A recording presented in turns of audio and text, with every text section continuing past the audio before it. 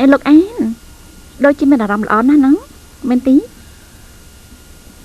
ការប្រយុទ្ធមិញលោកប៉ាខ្ញុំទៅអូស្ត្រាលីទាំងយប់អាត្រៀនគាត់ឲ្យខ្ញុំសុំទោសនាងរឿងនេះមិនមែនសាច់លើខ្ញុំទេហើយនេះមិនអីទីពួកយើងរៀបចំពេលវេលាជួបគ្នាទៀតក៏បានដែរពីព្រោះតកែរបស់ខ្ញុំអរគុណអ្នកនាងសុងនឹងតកែរបស់អ្នកទាំងអស់គាត់ផ្ដាំហើយថ្ងៃនេះនាំអ្នកនាងទៅមើលរបៀបរបបការរកស៊ីផ្សាយរបស់យើងយ៉ាងម៉េចបើសិនណាខ្ញុំទៅហៅអ្នកបើកបោះសិនមិនបាច់ទេតាមខ្ញុំកំពុងតែរងចាំនៅខាងក្រៅមានកិច្ចការខ្លះមនុស្សដឹងកាន់តែតិចកាន់តែល្អបានមិនយល់ទាស់ទេអ្វីដែលមិនចាំបាច់មិនបាច់យកទៅទេ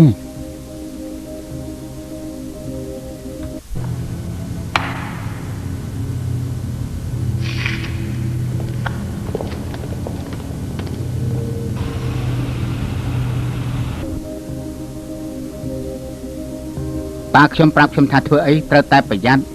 ហើយនេះខ្ញុំយល់ហើយ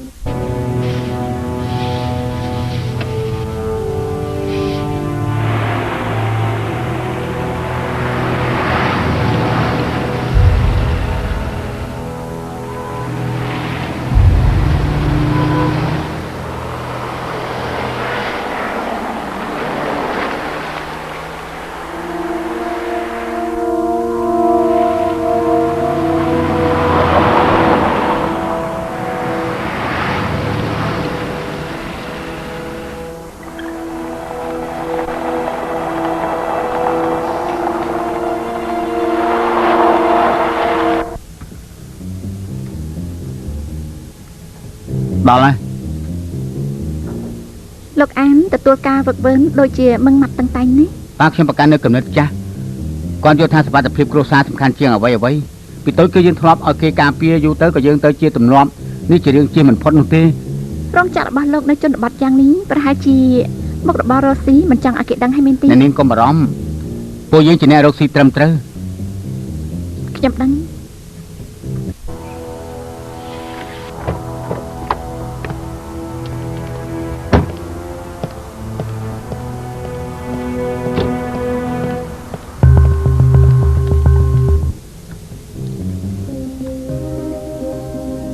លោកមកវិញផ្លូវទៅដឹង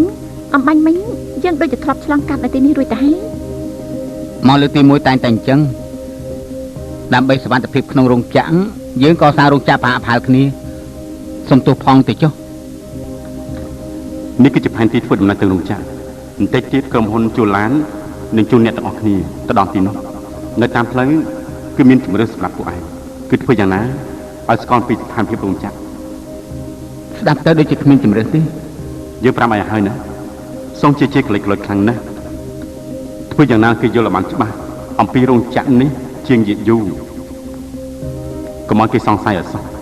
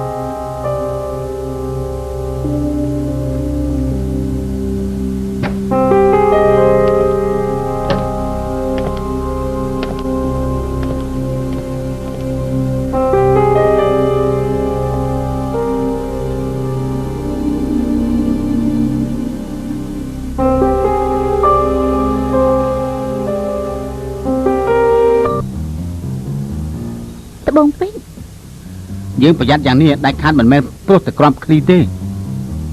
រត់ពន្ធត្បូងពេញគឺរឿងខុសច្បាប់លោកអានគ្រួសារលោករស់ស៊ីមិនស្របច្បាប់ទេរស់ស៊ីត្បូងពេជ្រក៏ជាការរស់ស៊ីម្យ៉ាងដែរមែនទេបានពីណាមកអាចកបាំងពាណិជ្ជកម្មក្រុមហ៊ុនខ្ញុំក៏មានដងរ៉ែដែរយើងអាចសហការនឹងគ្នាបានយើងមិនបែកសហការបតរ៉ែទេការរស់ស៊ីតូចតាចបែបនេះយើងខ្លួនឯងគ្រប់គ្រងខ្លួនឯងលោកអានចេះតែបដិសេធនឹងខ្ញុំលោកប្រហែលជាមិនទាន់ដឹងក្រុមហ៊ុននៅពីក្រៅខ្នងខ្ញុំនេះគឺយ៉ាងណាទីអ្នកនាងសុងយកច្រឡំហើយការរកស៊ីយើងតូចតាចមិនស័ក្តិសមសហការទេមែនទេលោកនិយាយនេះពិតជាត្រឹមត្រូវណាស់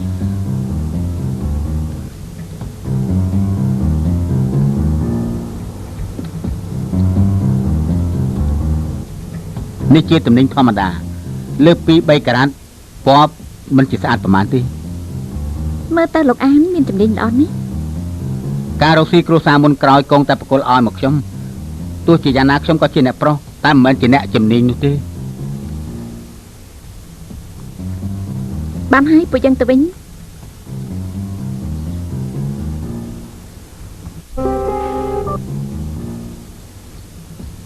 គ្មានស្រីណាអាចទ្រាំនៅស្ងៀមបានចំពោះត្បូងពេជ្រទី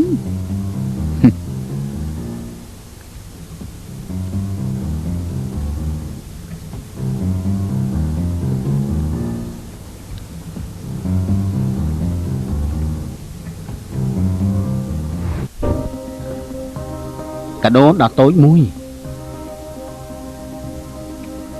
បរោះដាច់ចិត្តទូលាយ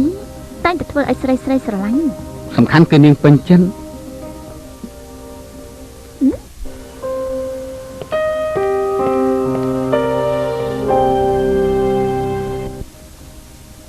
ស៊ីយ៉ាងក្រុមហ៊ុនធំទូទាំងពិភពលោកអ្នកណាក៏ស្គាល់ក្រុមហ៊ុនលេខ1 3 ដងដែរយ៉ាងហោចណាស់មានក្រុមហ៊ុន 50% ចង់សហការជាមួយនឹងក្រុមហ៊ុនលេខ1 3 ដងខ្ញុំគិតថារឿងនេះធ្វើឲ្យកាន់តែវែងឆ្ងាយកាន់តែល្អ ខ្ញុំយល់ថាមិនទាន់គ្រប់គ្រាន់ទេយើងចង់គិតអំពីអណ្ដូងរ៉ែតិច ថាម៉េចអណ្ដូងរ៉ែតិចតែនេះមិនមែនជាប្រាតូចតាចទេណាយើងត្រូវទូទាត់ការចំណាយម្យ៉ាងទៀតការចំណាយអណ្ដូងរ៉ែត្បូងពេជ្រល្អៗគឺអ្នកស្រុកទៅនោះនៅអាហ្វ្រិកជាអ្នកកាន់កាប់និងក្រុមហ៊ុនជនជាតិស្បែកសជាអ្នកបញ្ជីពីលើទៀតពួកយើងគ្មានទ័ពធ្វើយ៉ាងណាឈ្នះពួកគេបាន ខ្ញុំបានន័យថាយើងយកចិត្តទុកដាក់នឹងអណ្ដូងរ៉ែថ្មី ចំណាយប្រាក់ច្រើនទៅទិញអណ្ដូងរ៉ែថ្មីគ្រោះថ្នាក់ខ្លាំងណាស់បើសិនជាមិនឃើញមានអ្វីក្នុងអណ្ដូងនោះប្រកាសជាបងខាតគ្មានសល់អ្វីទេ មិនចាំបាច់បារម្ភទេសំខាន់គឺមានអណ្ដូងរ៉ែថ្មី មានគឺមានហើយប៉ុន្តែ បានស្ដាប់ខ្ញុំណាទិញចុះ តែសូមយល់ឲ្យបានច្បាស់ណានេះគឺជាទ្រព្យសម្បត្តិរបស់យើងទាំងអស់បើយើងចាញ់យើងក៏គ្មានសល់អ្វីដែរតើមែនទេ ខ្ញុំលើកថាហើគូល្អឯងយកចិត្តទុកដាក់បន្តិចទៅមើល បាននេះជាវិធីល្អដែលឯងនិយាយខ្ញុំនឹងទិញបានភាគហ៊ុនក្រុមហ៊ុនអណ្ដូងរ៉ែហើគូ ប្រវត្តិរបស់នាងនៃឈ្មោះរបស់នាងដូចគ្នានឹងបានន័យថាធម្មតាពេកបើយ៉ាងទៀតការងារភាគច្រើនគឺរយៈពេលខ្លី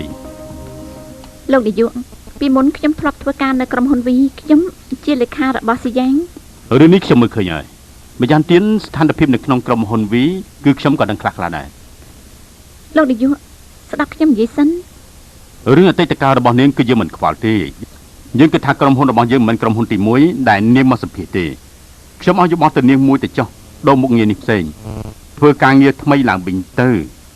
មុខងារនេះគឺគ្មានអ្នកណាគេទទួលនាងទេមូលហេតុយ៉ាងណានាងយល់ហើយក្រុមហ៊ុនវីធំយ៉ាងនេះទទួលនាងមិនបានក្រុមហ៊ុនយើងតូចតាចខ្ញុំក្រែងតែណែជូនពរនាងជាមុនចុះបងពេញលើកពី2ការ៉ាត់ម្យ៉ាងទៀតទាំងពណ៌ទាំងពន្លឺទាំងបច្ចេកទេសទម្ងន់អាចចាត់ទុកថាជាគុណភាពល្អ អរគុណហើយ ជើញ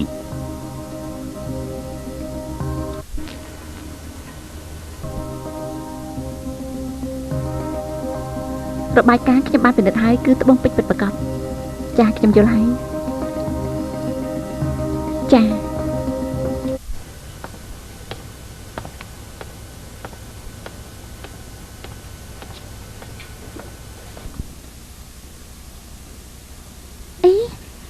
ខ្ញុំមកទៀតហើយ រឿងកាន់ពីលើមុនខ្ញុំសុំទោសផងទៅចុះ អូមិនអីទេខ្ញុំដឹងថាថ្ងៃនោះលោកពិបាកចឹង យ៉ាងមិនហ្នឹងហើយអីវ៉ាន់របស់នាងគឺយកមកទាំងអស់ហើយ មិនមែនអីវ៉ាន់របស់ខ្ញុំទេគឺសម្រាប់លោកចង់នៅក្នុងសន្តាគារយូរអង្វែងអញ្ចឹងទីនេះត្រូវតែរៀបចំមកដូចជានៅក្នុងផ្ទះអញ្ចឹង ថាឈីនាងចូលចិត្តមើលភាពកូរ៉េ ហេតុអីក៏លោកដឹងថាខ្ញុំចូលចិត្តមើលភាគកូរ៉េ ខ្ញុំគ្រាន់តែមើលក៏ដឹងដែរនាងសកម្មយ៉ាងនេះសំជាជំនួយការរបស់ខ្ញុំខ្លាំងណាស់ មនុស្សអត់ការងារធ្វើទៅហើយនិយាយរឿងជំនួយការធ្វើអីទេ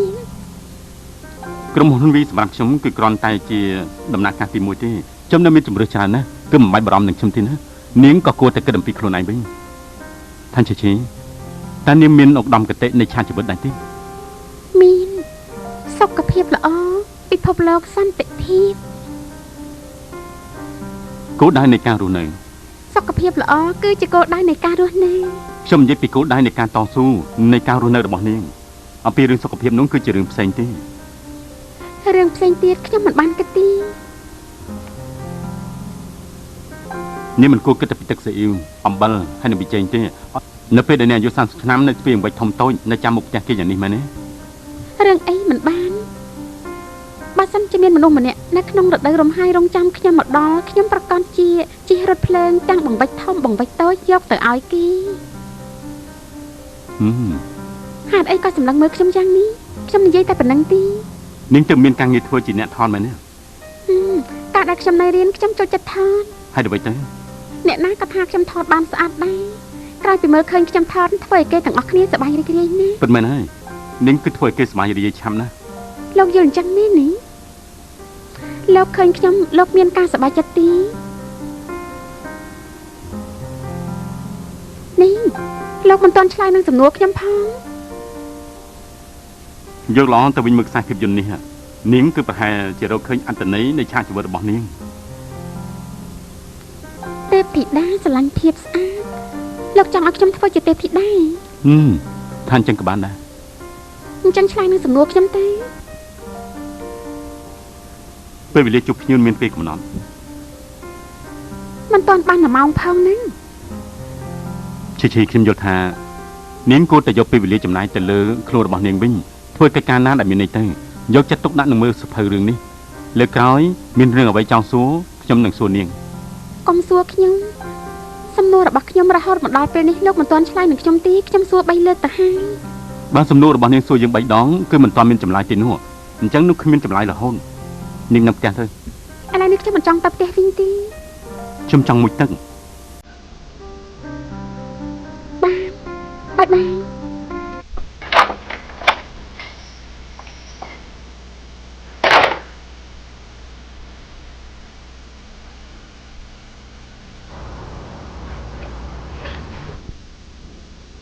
យ៉ាងមិញ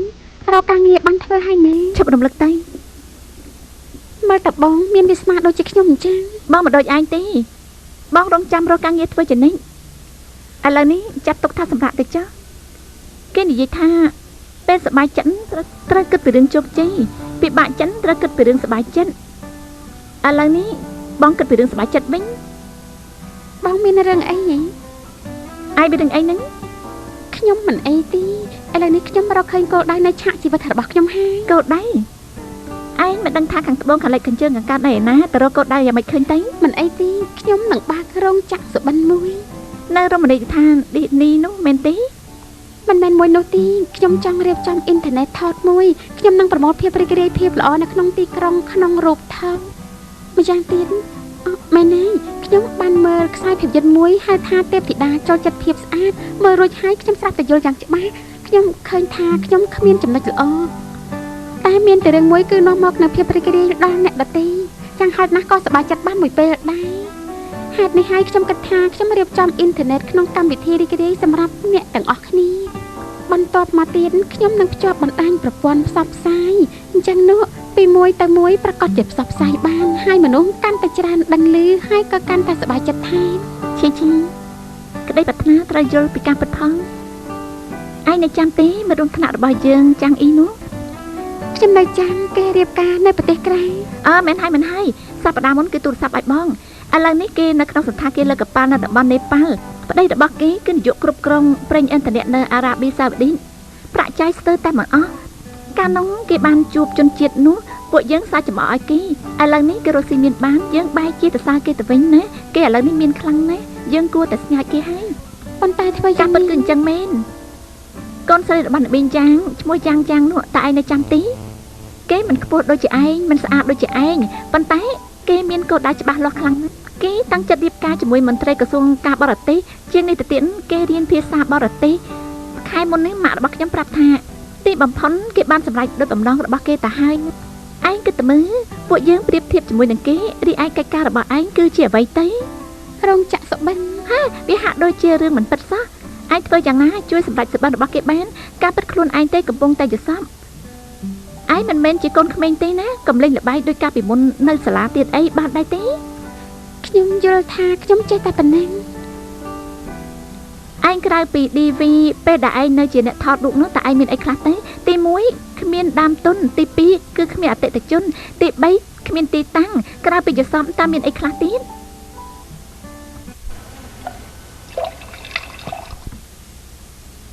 នេះជាថ្ងៃអីលោកអានជូនកដោដ៏មានតម្លៃឲ្យខ្ញុំចង់អញ្ជើញលោកពិសាស្រះមកកែចាំបាច់គួសមធ្វើអីមើលទៅថ្ងៃនេះមិនត្រឹមតែញ៉ាំស្រាប៉ុណ្ណោះទេខ្ញុំចង់សហការជាមួយលោកគ្រូសាខ្ញុំមិនខ្វះមនុស្សមិនខ្វះប្រាក់ខ្វះវិធីរកស៊ីរឿងអីសហការជាមួយពួកនាងក្របឃ្លីឲ្យតែនាងនៅគ្រូសាខ្ញុំច្រើនណាស់ហើយចុះគ្រូសានាងមានអ្វីខ្លះមកពីលោកមិនទាន់យល់ពីក្រុមហ៊ុនរបស់ខ្ញុំមែនហើយតាមពីលោកផ្ទះមកខ្នងនិយាយចុះនិយាយឡើងអ្វីៗក៏ឃើញតែប៉ុណ្្នឹងដែរលោកមិនដែលលើទេសម្ព័ន្ធហើចង់នោះមិនបាច់ឆ្ងល់ទេយ៉ាងម៉េចដែរបើសិនជាមិនមែនខ្ញុំស្គាល់ពីសមត្ថភាពពិតរបស់គ្រួសារលោកនោះទេណាខ្ញុំក៏មិនយករឿងសម្ព័ន្ធរបស់ខ្ញុំប្រាប់ទៅលោកងាយៗដែរស្ថានភាពក្នុងសម្ព័ន្ធខ្ញុំក៏មិនបាច់ណែនាំច្រើនមិនចាំបាច់ទេពួកយើងគ្រាន់តែចង់ទីផ្ទះមកខ្នងប៉ុណ្ណោះតារឿងផ្សេងមិនខ្វះទេឲ្យតែក្រុមហ៊ុនមួយ3ដងសហការជាមួយនឹងខ្ញុំប្រកាសជានាំមនុស្សបញ្ចូលទុនជាច្រើនដល់ពេលនោះកម្លាំងពិតរបស់យើងក៏កាន់តែខ្លាំងក្លាថែមទៀត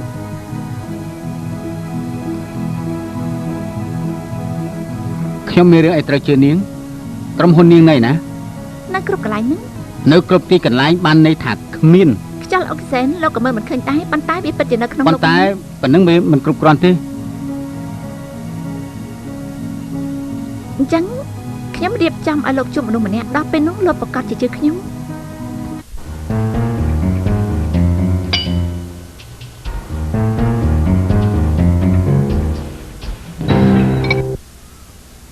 នេះលោកដឹងទីថ្មីនេះមានទ្វារ2នៅពីមុខខ្ញុំបើកជាសន្សឹមហើយព្រមទាំងមានពន្លឺមួយស្រាប់តែឆ្លោះតាមច្រកបង្អួចនេះហើយស្ដាប់នាងនិយាយពិតឈួរខ្លាចមែនត្មងហើយស្ដាប់មិនយល់ទេត្រឹមត្រូវណាស់នោះមកពីអញមិនទាន់យល់ពីដំណាក់កាលនោះមនុស្សម្នាក់តែងតែមានទ្វារមួយនៅក្នុងចិត្តរបស់ខ្លួនឯងមានខ្លះគឺបិទជិនមានខ្លះគឺបើកពាក់កណ្ដាលមានខ្លះគឺបើកចំហខ្ញុំដឹងនោះគឺទ្វារទាំង3ស្ដាប់ខ្ញុំនិយាយឲ្យចប់សិនតើបានទីប្រហែលថ្ងៃនេះមិននិយាយរកឯងមកពីឯងលោកមាត់ច្រើនទីនិយាយមិនចាស់ចឹងទ្វារក្នុងចិត្តខ្ញុំកន្លងមកគឺបិទចិត្តមិនចំហទីម្យ៉ាងទៀតគឺជាទ្វារដែលចាក់គ្រឹះលីស៊ីម៉ង់ខ្ញុំស្មានថាទ្វារនោះខ្ញុំមិនអាចបើកចំហបានប៉ុន្តែទៅតែប្រហែលថ្ងៃនេះខ្ញុំស្រាប់តែឃើញថាកូនសោដែលអញបើកទ្វារបាននោះគឺនៅលើខ្ញុំតែខ្ញុំយកកូនសោចាក់ភ្លាមទ្វារនោះក៏បើកចំហភ្លាមតែម្ដងហេតុនេះហើយពីថ្ងៃនេះទៅខ្ញុំត្រូវតែធ្វើដំណើរតាមផ្លូវថ្មីខ្ញុំលានឹងអតីតកាលខ្ញុំពាក់ស្បែកជើងថ្មីចាប់ផ្ដើមឆាកជីវិតថ្មីរបស់ខ្ញុំប្រសើរណាស់ការចាប់ផ្ដើមថ្មីនៃឆាកជីវិតខ្ញុំត្រូវការឯងជាអ្នកជួយមានបញ្ហាទេអាមកខ្ញុំមកខ្ញុំនៅទីនេះហាញតាខ្ញុំមិនមែនត្រូវការមនុស្សទេខ្ញុំត្រូវការបានរបស់ឯងខែក្រោយបាក់ប្រាក់ខែខ្ញុំនឹងឲ្យទៅឯងវិញ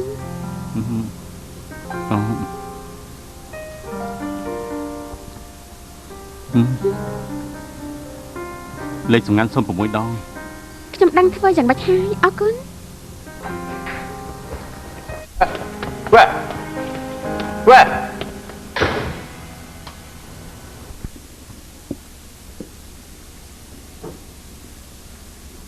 សួស្តីអ្នកនាងត្រូវការមើលស្បែកជើងហ៎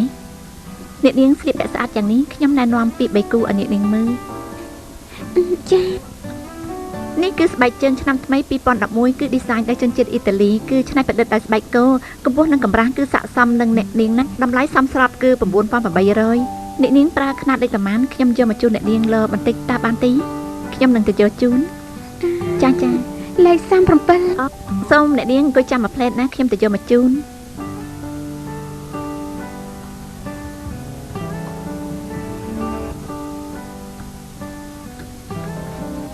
ថ្ងៃនោះគឺលោកស៊ីយ៉ាងដេញនាងចេញពីទីនោះមែនទេនាងឈ្មោះខាងជីត្រូវហើយស៊ីយ៉ាងតែងតែនិយាយពីរឿងនាងទិញស្បែកជើងហ៎ ចេះតែមួយលេងទៅ ដូចជាស្អាតគ្រាន់បែស៊ីយ៉ាងគេដៃតលេងណាបានជាទិញស្បែកជើងមានតម្លៃយ៉ាងនេះជូនសង្ស័យ ខ្ញុំមិនមែនជាសង្សាររបស់ស៊ីយ៉ាងទេ អូសំទោសតែខ្ញុំមើលយល់ស៊ីយ៉ាងគេចូលចិត្តនាងណាស់ ពិតមែននាង ពេលដែលគេសម្លឹងមើលនាងខុសពីសម្លឹងមើលអ្នកដទៃ មនុស្សដូចគាត់ពិតជាល្អមាន ប៉ុន្តែគាត់ប្រកាន់គំនិតមហាបរោះប៉ុន្តែខ្ញុំយល់ថាអ្នកទាំងពីរខុសគ្នាឆ្ងាយណាស់គេមិនស័ក្តិសមនឹងនាងទេ អ្នកណាថាគាត់មិនមែនជាមនុស្សប្រកាន់អ្នកក្រស្រឡាញ់អ្នកមាននោះទេដូចជាថ្ងៃនេះនាងបានជួបលោកអធិការវៃសៀលពួកគេនៅជាមួយគ្នាយូរឆ្នាំហើយខ្ញុំដូចជាមិនដែលឃើញគាត់មានការប្រកាន់អ្វីសោះ ពិតមែននេះអ្នកនាងស្បែកជើងខ្ញុំយកមកហើយសូមចេញលើ ខ្ញុំទៅលើស្បែកជើងសិន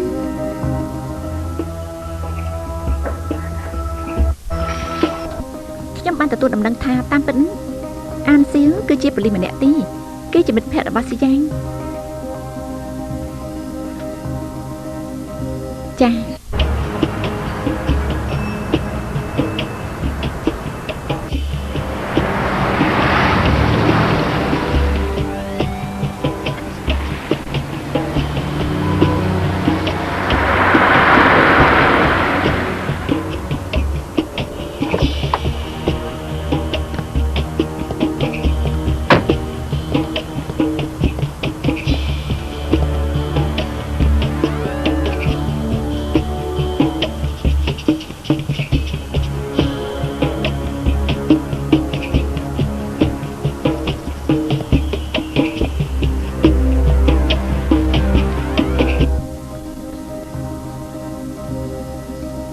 សំទោសលេខទូរស័ព្ទនេះមិនអាចចុះបានទេ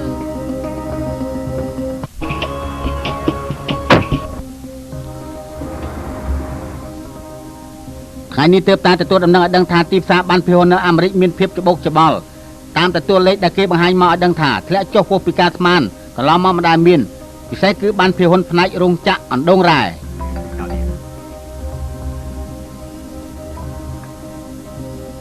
ហៅឡូខ្ញុំបានមើលទូរទស្សន៍ឲ្យមិនអីទេណាតាមដំណើរទៅចាំរកវិធីដោះស្រាយទៀតមិនអីទេ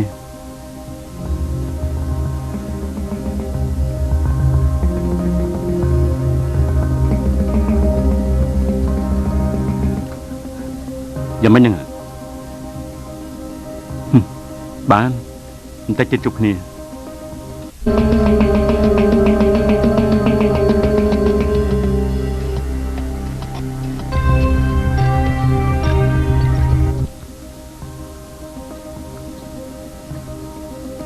យោងតាមសភាពការអំបញ្ញមិញនោះតើការរបស់សុងជាបានមកដល់ហើយប៉ុន្តែមនុស្សស្មានថាពួកយើងខុសនឹងប្រហែលត្រង់ណាហេតុអីបានជាមុននឹងជួបគ្នាគេមានការប្រែប្រួលយ៉ាងនេះ រឿងនេះមិនសំខាន់ទេ គិតយ៉ាងម៉េចទៅ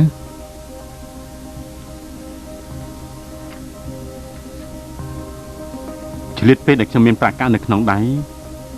យើងភ្នំគ្នាទៅមើល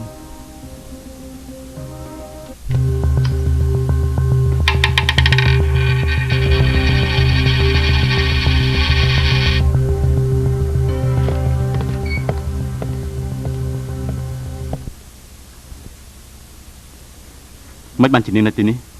គឺអ្នកនាងសុងដែលយើងជួបនៅក្នុងក្លឹបឡាំងយ៉ាឲ្យខ្ញុំយកមកជូនលើ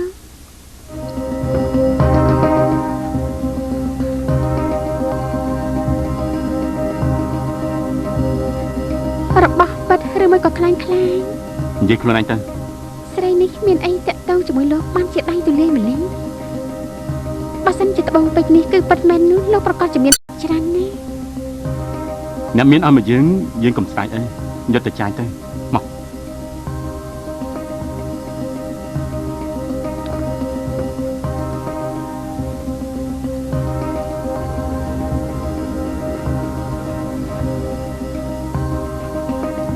លោកយកត្បូងពេជ្រនោះមកបញ្ចាំមែននេះ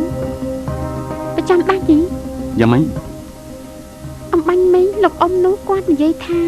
ត្បូងពេជ្រនេះល្អនិងមានសង្ឃឹមឡើងថ្លៃទៀតខ្ញុំគិតថាពួកយើងទៅពិភាក្សាជាមួយគាត់ទេ មានស្ដាំឬពីគេនិយាយទេរឿងដែលកន្លងផុតទៅឲ្យវាកន្លងផុតទៅចុះ តែបើសិនជា បានហើយលោកក៏លក់ទៅហើយមែនទេតែយើង អ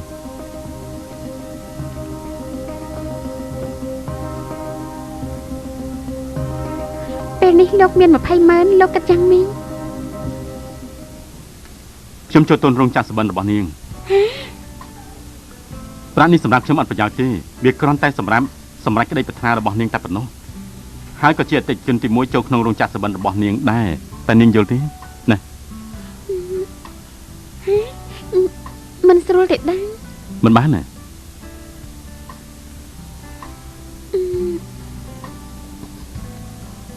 ឆាប់ប្រហាសពីបើអញ្ចឹង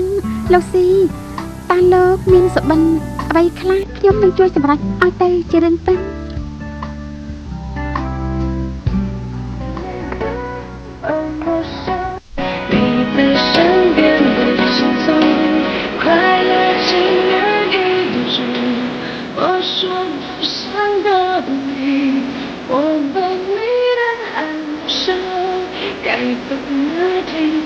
是什么？今天真的就是你，不只是我的朋友。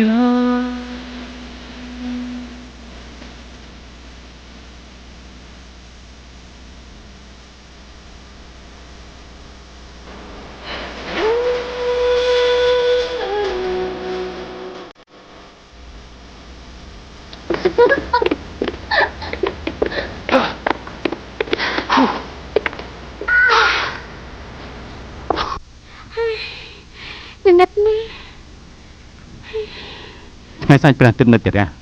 ទីនេះគឺប្រកាសជាស្អាតខ្លាំងណាស់ ស៊ីយ៉ាង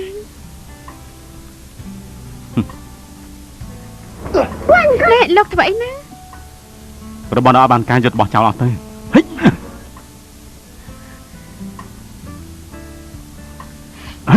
ណែលោកលោកធ្វើអីណា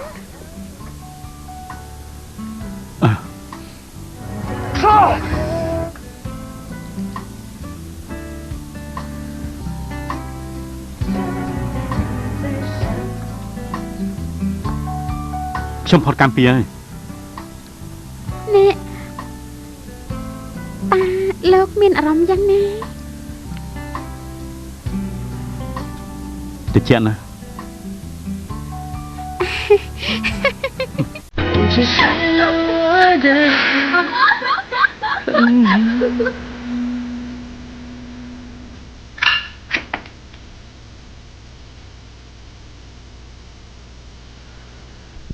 10ផ្ទះហើយលេខទៅសួស្ដី គួរតែថាអរុនសួស្ដី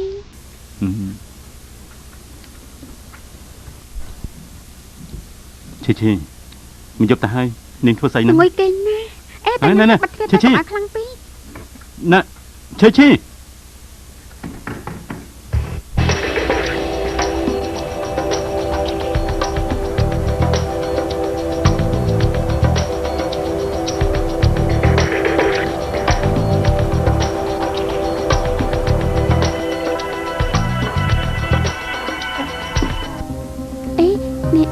សុំទោសលោកម្រកអ្នកណា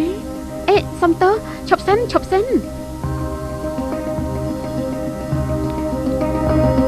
ើយសុំទោសលោកចូលបានទេសុំទោសលោកណែលោកអីមិនក៏អត់បើជើងអញ្ចឹង លោកណែលោក សុំទោសលោកម្រកអ្នកណា គាត់ជាមិត្តរបស់ខ្ញុំឲ្យគាត់ចូលមក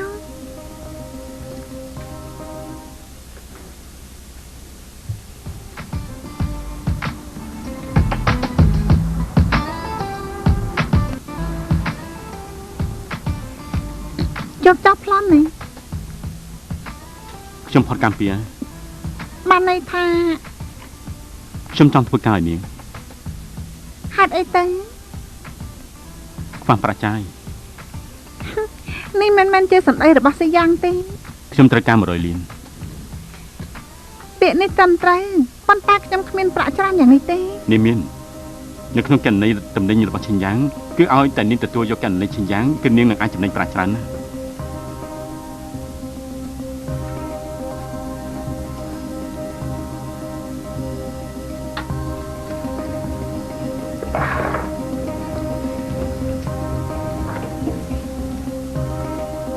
ប្រាក់ខែប្រចាំខែនេះមក កលឹករបស់ខ្ញុំចំហៀនទី1ត្រូវតែមានស្បែកជើងមួយគូ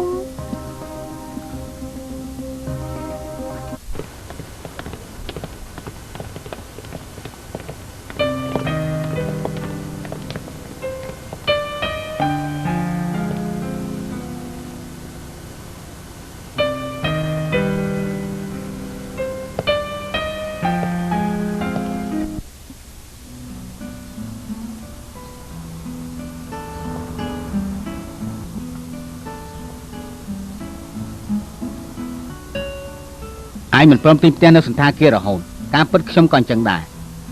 ខ្ញុំនៅក្នុងអគារពាណិជ្ជកម្មឯងមិនទិញផ្ទះខ្ញុំមិនដឹងថាហេតុអីទេតែខ្ញុំវិញព្រោះតែខ្ញុំតាមឯងរហូតឯងទៅដល់ណាគឺខ្ញុំទៅតាមដល់ទីនោះខ្ញុំតាមឯងរហូតមិនឈប់ទេឥឡូវនេះអញទិញចុះ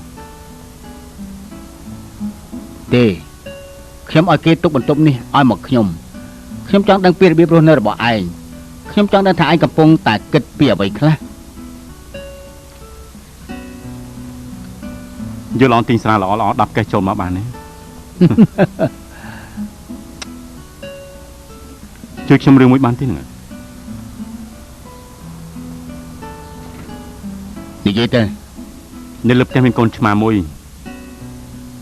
វាកើតនៅទីនោះខ្ញុំពឹងឯងរាល់ថ្ងៃយកចំណុចទៅឲ្យវាស៊ីផងទៅតើបានដែរទេអត់បញ្ហាតែគួរស្ដាយណាស់សត្វឆ្មាជាសត្វដែលខ្ញុំស្អប់បំផុតតែកុំបារម្ភឲ្យតែខ្ញុំជាងតង់នៅទីនេះមួយថ្ងៃខ្ញុំនឹងជួយថែរក្សាវាទោះជាថ្ងៃណាមួយខ្ញុំចាក់ចេញក៏ខ្ញុំពឹងគេជួយថែរក្សាឆ្មានេះឲ្យបានដែរ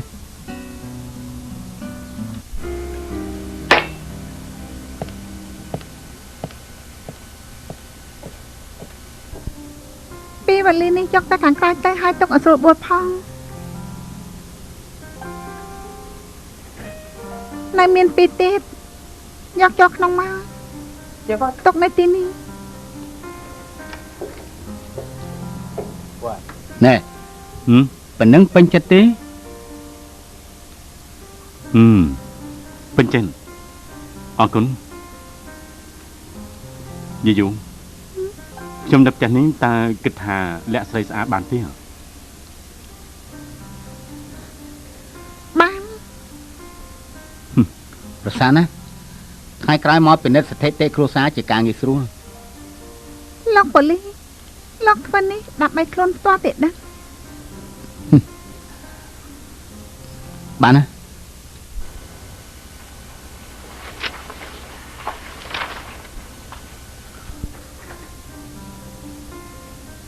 ឯងចូលរួមការងារផលិតផលឈិញយ៉ាងយូរហើយមិនឃើញទៅមុខមូលហេតុអ្វីទៅលទ្ធភាពការងាររបស់ឯងនេះទៀបទៅហើយឯងគួរតែពិចារណាពីបទពិសោធន៍របស់ឯងផងណាលោកប៉ាស៊ីយ៉ាងគេស្ម័គ្រចិត្តចូលរួមក្នុងក្រុមហ៊ុនរបស់យើងម្យ៉ាងទៀតគាត់សុំទទួលខុសត្រូវករណីឈិញយ៉ាងបានរឿងស៊ីយ៉ាងប៉ាក៏ចង់សួរឯងដែរស៊ីយ៉ាងចូលក្នុងក្រុមហ៊ុនរបស់យើងមិនក៏មិនប្រាប់ប៉ាមុនខ្ញុំយល់ថាគាត់មានលទ្ធភាពឯងយល់ពីស៊ីយ៉ាងអ្វីខ្លះប្រាប់ឯងទៅលូហ្វីស៊ីយ៉ាងមិនមែនជាមនុស្សដែលឯងបញ្ជាបានទេឯងត្រូវចាំគ្រប់ពេលក្រុមហ៊ុនមួយមានតែមនុស្សម្នាក់ទេទើបអាចអាកាត់បានក្រុមហ៊ុននេះគឺតកូលហ្វុងជាអ្នកគ្រប់គ្រងខ្ញុំដឹង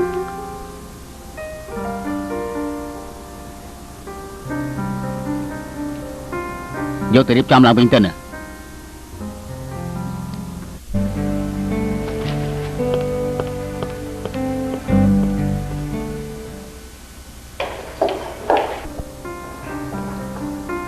អ្នកនាងហ្វុង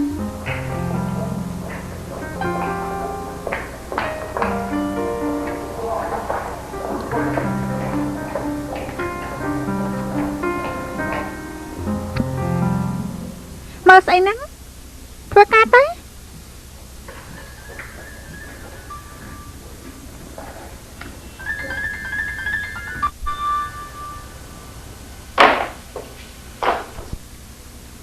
លោកជាងគម្រោងរបស់ខ្ញុំលោកនៅតែមិនពេញចិត្តខ្ញុំមិនយល់សោះតើលោកត្រូវការគម្រោងយ៉ាងម៉េចខ្លះបើសិនជាលោកនិយាយយ៉ាងនេះសូមលោកប្រាប់ខ្ញុំគួរតែធ្វើយ៉ាងម៉េច ខ្ញុំដឹងគឺជាអ្វីដែលយើងត្រូវផ្ដល់ឲ្យក៏ប៉ុន្តែ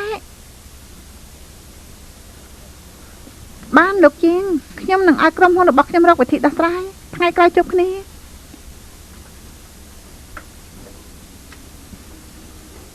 ខ្ញុំនឹងថានាងមានសម្ពាធខ្លាំងណាស់ប៉ុន្តែសម្ពាធនេះគឺមិនមែនរែកតែម្នាក់ឯងទេពេលនេះខ្ញុំធ្វើការឲ្យនាងទៅហើយខ្ញុំមានទូនាទីជួយរំលែកឲ្យនាងករណីឈិនយ៉ាងយើងដោះស្រាយជាមួយគ្នា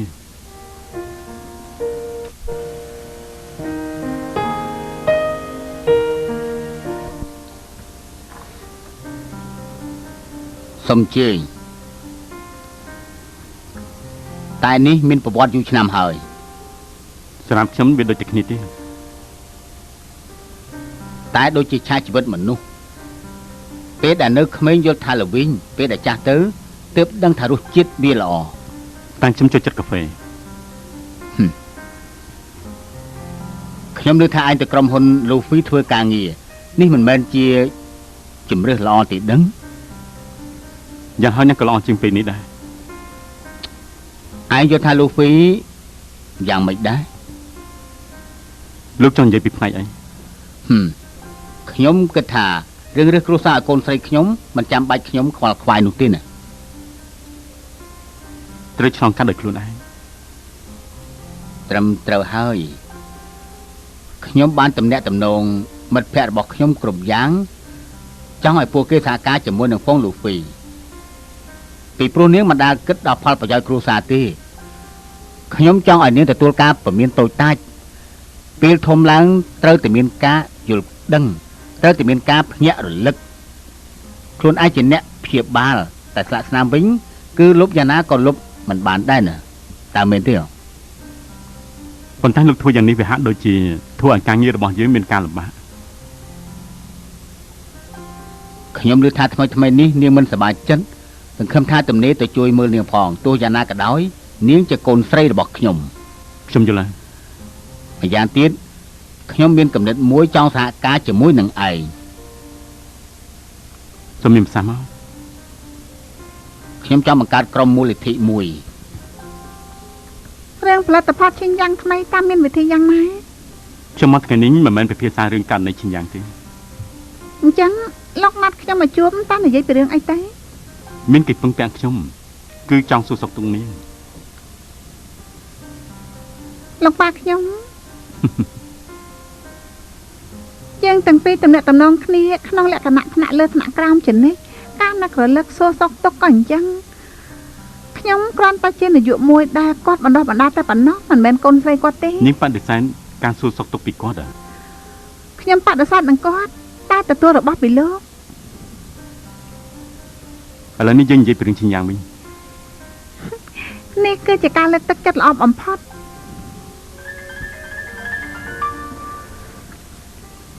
ឥឡូវលោកជាងតង់ សួស្តីអ្នកនាងហ្វុងពួកយើងសម្រេចចិត្តចំពោះការជំរុញផ្សាយពាណិជ្ជកម្មឈិនយ៉ាងធ្វើការប្រជែងគ្នាកុំយកច្រឡំអីណាខ្ញុំមិនមែនជំទាស់នឹងក្រុមហ៊ុនរបស់នាងទេខ្ញុំចង់ឲ្យធ្វើកិច្ចការគ្រប់យ៉ាងឲ្យបានល្អអញ្ចឹងទេនោះលទ្ធផលការងារកាន់តែល្អថែម ចា៎ ខ្ញុំយល់ថានេះគឺជារឿងល្អ ឥឡូវនេះមានតែផ្លូវមួយសម្រាប់យើងគឺដណ្ដើមយកការងារនេះឲ្យបានលោកយល់យ៉ាងម៉េចដែរ មិនទាន់គិតនៅឡើយទេ ស្អែកឡើងយើងនឹងមានការប្រជែងគ្នាពួកយើងមិនទាន់មានកម្រងអ្វីទេ ស្អែកមានហើយ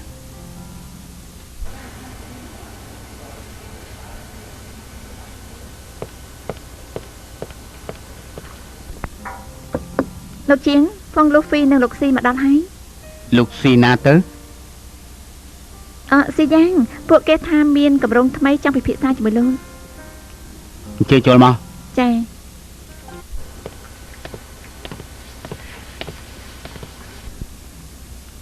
សួស្តីលោកជាង សួស្តីអ្នកនាងហ្វុងលោកស៊ី ហើយខ្ញុំស៊ីយ៉ាងបានណា អង្គុយទៅ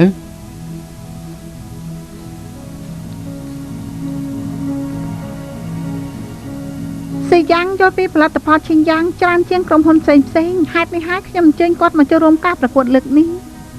ការប្រកួតថ្មីខ្ញុំមិនយល់ទេព្រោះថាការទទួលនេះគឺហួសពេលកំណត់ទៅហើយ រឿងនេះយើងបដិសេធចោលគឺព្រោះថាយើងមានកម្រងថ្មី ធ្វើយ៉ាងនេះអយុត្តិធម៌ចំពោះក្រុមហ៊ុនផ្សេង លោកជាងមិនគួរណាព្រោះតែប្រមាណនាទីសោះលោកមិនគួរមិនទទួលយកគម្រោងល្អនេះទេបានជាករណីលើកលែងស្ដាប់ពីគម្រោងថ្មីរបស់ពលលោកល្អជាគម្រោងការល្អថតរឿងភាពមួយថាម៉េចថតរឿងភាពនេះមិនទាន់ដឹងទេការប្រជុំមិញរហូតដល់ពេលចូលមកដល់ក្នុងការិយាល័យនេះខ្ញុំនៅមិនទាន់មានចម្លើយនៅឡើយទេមកពីខ្ញុំស្គាល់កន្លែងនេះច្បាស់ពេកនៅទីនេះគឺធ្វើឲ្យខ្ញុំរកឃើញអារម្មណ៍ច្រើនណាស់ហើយដូច្នេះហើយពេលដែលខ្ញុំអង្គុយភ្លាមនឹងខ្ញុំក៏មានចម្លើយតែម្ដងខ្ញុំត្រូវការថតរឿងភាគនេះគឺមិនមែនជាករណីសាច់រឿងផ្សេងទេគឺជាករណីផ្សាយពាណិជ្ជកម្មការប្រជុំមិញរហូតដល់ចូលក្នុងការិយាល័យនេះខ្ញុំមិនទាន់មានចម្លើយនៅឡើយទេមកពីខ្ញុំស្គាល់កន្លែងនេះច្បាស់ពេកនៅទីនេះធ្វើឲ្យខ្ញុំរកឃើញអារម្មណ៍យ៉ាងច្រើនហើយនេះហើយពេលដែលខ្ញុំអង្គុយនៅទីនេះភ្លាមខ្ញុំក៏មានចម្លើយតែម្ដងខ្ញុំត្រូវការថតខ្សែភាពយន្តភាគនេះគឺមិនមែនជាករណីសាច់រឿងផ្សេងទេគឺជាករណីផ្សាយពាណិជ្ជកម្មជារឿងមួយដែលរៀបរាប់នឹងតម្លៃផលិតផលរបស់ឈីងយ៉ាងខ្ញុំជឿថាឆ្លងកាត់ខ្សែភាពយន្តនេះគឺគ្មាននរណាអាចកំទេចបានទេតែសម្រាប់លោកវិញក៏ជាការប្រជែងដ៏ធំមួយពីព្រោះគឺជាករណីមួយប្រថុយខ្លាំងណាស់លំបាកបំផុតនៅក្នុងពេលអនុវត្តខ្ញុំទទួលស្គាល់គម្រោងនេះពិតជាប្លែកគួរចាំចិត្តហើយព្រមទាំងឃើញចំណុចល្អក៏ច្រើនដែរផលិតផលដែលអាចនៅក្នុងបេះដូងមនុស្សម្នាក់បាននោះគឺមកពីវាមានរូបរាងស្អាតនិងគុណភាពល្អការពិតគម្រោងនេះពិតជាមិនគ្រោះថ្នាក់ប្រមាណទេការចំណាយថតរឿងមួយប្រៀបធៀបជាមួយនឹងការងារផ្សាយពាណិជ្ជកម្មផ្សេងមានអ្វីអស្ចារ្យឡើយប៉ុន្តែការចេញផ្សាយកម្មវិធីតាមទូរទស្សន៍មានប្រសិទ្ធភាពជាងការផ្សាយពាណិជ្ជកម្មផ្សេងទៅទៀតខ្ញុំគិតថាមនុស្សម្នាក់ប្រកាសជាយល់ថានេះគឺជាគម្រោងល្អម្យ៉ាងទីគម្រោងនេះក្រៅពីលោកជាងគឺគ្មាននរណាអាចអនុវត្តបាននោះទេពីព្រោះលោកក៏ដូចជាខ្ញុំនៅពេលដែលជួបនឹងឧបសគ្គនិងគ្រោះថ្នាក់គឺធ្វើការជំរឿនយ៉ាងប្រុងប្រយ័ត្នពួកយើងចូលចិត្តប្រជែងគ្នាណាមែនទេខ្ញុំយល់ថាការប្រកួតត្រឹមនឹងគ្មានអ្វីល្អជាងនឹងទេ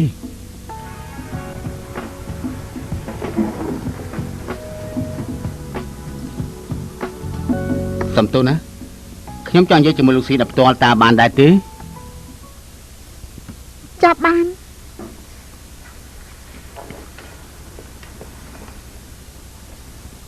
លោកស៊ីឲ្យតែលោកមានមុខនៅក្នុងក្រុមហ៊ុននេះខ្ញុំត្រូវតែហៅលោកជាលោកស៊ីមួយម៉ាត់ខ្ញុំគិតថាបុគ្គលិកផ្សេងក៏អញ្ចឹងដែរការពិតខ្ញុំមិនប្រកាន់ហៅលោកថាលោកស៊ីទេតែខ្ញុំនៅតែទ្រាំមិនបានកន្លងមកលោកតែងតែទុកខ្លួនឯងជាអ្នកកាន់កាប់សភាពការក្រុមហ៊ុនបានទាំងមូលលោកមកដល់លោកមានអារម្មណ៍ល្អលោកស្រាប់តែនឹកឃើញគម្រោងមួយលោកជាអ្នកសម្ដែងក្រោយខ្នងទីដឹងការពិតលោកនឹកឃើញតាមពីយូរហើយមែនទេលោកគ្រាន់តែមិនប្រាប់ផងលូហ្វីព្រោះតែចង់សម្ដែងឲ្យវាដូចជារឿងពិតតែប៉ុណ្ណោះខ្ញុំនិយាយនេះត្រឹមត្រូវទេមានន័យពីព្រោះលោកបានដឹងច្បាស់ថាយើងត្រូវតែទទួលគម្រោងរបស់លោកពីព្រោះខ្ញុំក៏ដូចជាលោកអញ្ចឹងចូលចិត្តរន្ធត់ចូលចិត្តចាត់ការដោយមិនឲ្យគេដឹងភ័យអការធ្វើដំណើរមានឧបសគ្គគ្រោះថ្នាក់ពិបាកក្នុងការជំរឿន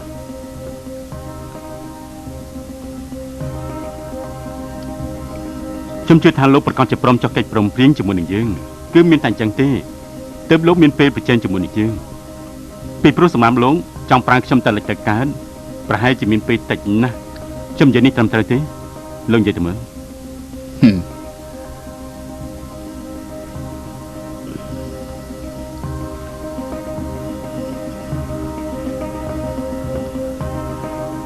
ខ្ញុំយល់ព្រមខ្ញុំនឹងឲ្យកិច្ចព្រមព្រៀងជាយ៉ាងទៅលោកប៉ុន្តែខ្ញុំមិនឲ្យប្រើវិធីថ្មីទេប្រើវិធីចាស់តែប៉ុណ្ណោះយ៉ាងមិនដែរនេះគឺជាការវាយបកដោយមិនឲ្យដឹងខ្លួនជាមុន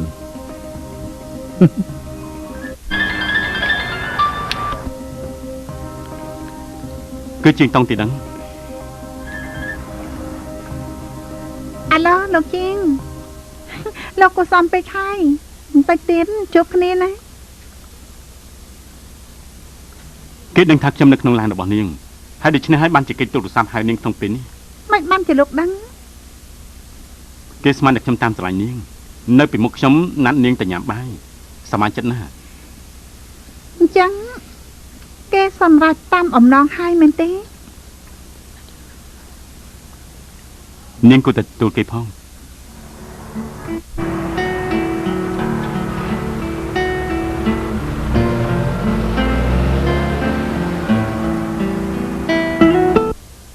អ្នកនាងហ្វុង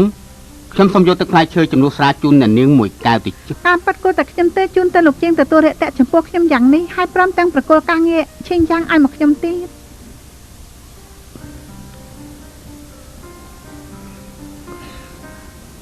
ការពិតនាងគួរតែអរគុណខ្លួនឯងទេ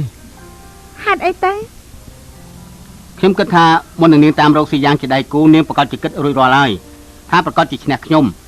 ហើយក៏អាងថាខ្ញុំនឹងស៊ីយ៉ាងប្រជែងតទៅទៀតទីបំផុតគឺករណីឈិញយ៉ាងទៅប្រគល់ឲ្យទៅពួកនាងគ្រាន់តែអ្នកទាំងពីរមិនចង់និយាយឲ្យចំប៉ុណ្ណោះតែមានរឿងមួយចង់ប្រាប់នាងខ្ញុំជឿថាស៊ីយ៉ាងប្រកាសជាមិនដាប្រាប់នាងទេការពិតខ្ញុំក៏បាននិយាយប្រាប់ស៊ីយ៉ាងម្ដងរួចទៅហើយដែរ ខ្ញុំចង់ស្ដាប់ដែរ នៅក្នុងយុគផ្ដាច់ឆ្នាំប្រហែលឆ្នាំមុនខ្ញុំនឹងមិត្តរួមការងាររបស់ខ្ញុំបញ្ញាប់បញ្ញាល់ដើម្បីត្រឡប់ទៅស្រុកចូលឆ្នាំពួកយើងចំណាយពេលយូរណាស់ហើយឆ្លងកាត់ទីក្រុងមួយកំណាត់ទីបំផុតទៅដល់ស្ថានីយ៍ប៉ុន្តែពេលវេលាសល់តែ2នាទីប៉ុណ្ណោះបញ្ញាទៀតពួកយើងមិនទាន់ពិនិត្យសម្បត្តិគេដូចជាអស់សង្ឃឹមយកវ៉ាលីបោះចោលទៅលើដីមិនទៅមុខនោះទេខ្ញុំចំណាយពេលតែ1នាទីវាយគេឲ្យខ្លាំងរួចហើយយកទាំងសម្បត្តិទាំងបង្វិចវ៉ាលីយកឡើងលើរថភ្លើងហេតុនេះហើយខ្ញុំក៏ច្រឡំរថភ្លើងដែលគេត្រូវជិះទៅស្រុកទីបំផុតយើងទាំងពីរមិនបានទៅស្រុកចូលឆ្នាំនោះទេការពិតគេអាចឡើងរថភ្លើងទាន់មិនទាន់ក៏គ្មានអ្វីតាក់ទងជាមួយខ្ញុំដែរប៉ុន្តែខ្ញុំយល់ថាមនុស្សបែបនេះគឺថាវាមិនចោះចាញ់ជាមួយនឹងអ្នកណាដោយងាយងាយនោះទេនាងប្រកាសជាដឹងច្បាស់ណាស់រវាងខ្ញុំនិងស៊ីយ៉ាងគឺគ្មានបញ្ហាទំនាស់ផ្ទាល់ខ្លួនតាមពិតគាត់គឺជាអ្នកមានគុណរបស់ខ្ញុំបើអត់ពីគាត់ខ្ញុំក៏គ្មានស្នាដៃដូចជាថ្ងៃនេះដែរអ្វីដែលខ្ញុំធ្វើគឺគាត់ផ្ដល់ឲ្យមកខ្ញុំឥឡូវនេះខ្ញុំប្រគល់ករណីឈិញយ៉ាងឲ្យទៅពួកនាងក៏មិនមែនចង់ធ្វើបាបគាត់ដែរពីព្រោះមានតែប្រជែងជាមួយនឹងជើងឯកទេទើបអាចបញ្ចេញលទ្ធភាពពិត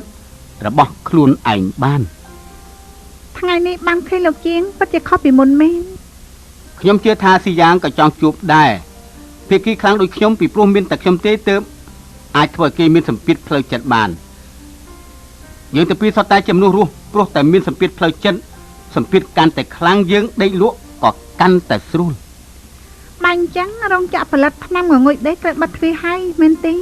លោកជាងជូនលោកម្ដងទៀត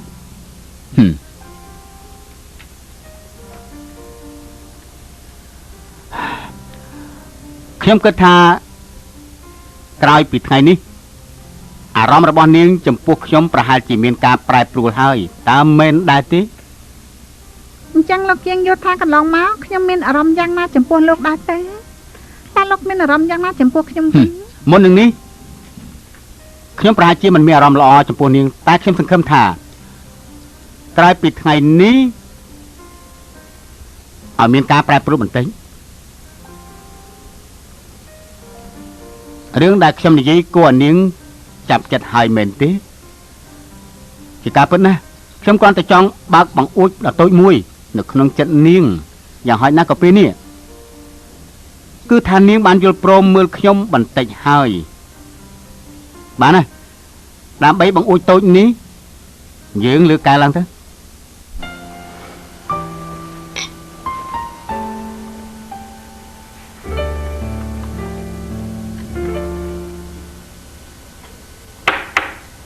ចូលមក លោកជាងឯកសារនេះត្រូវការលោកចុះហត្ថលេខា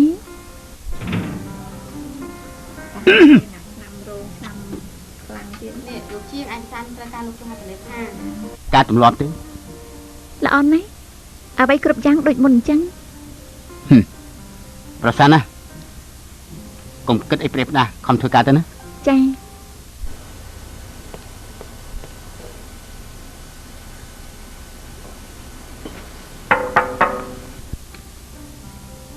ចូលមក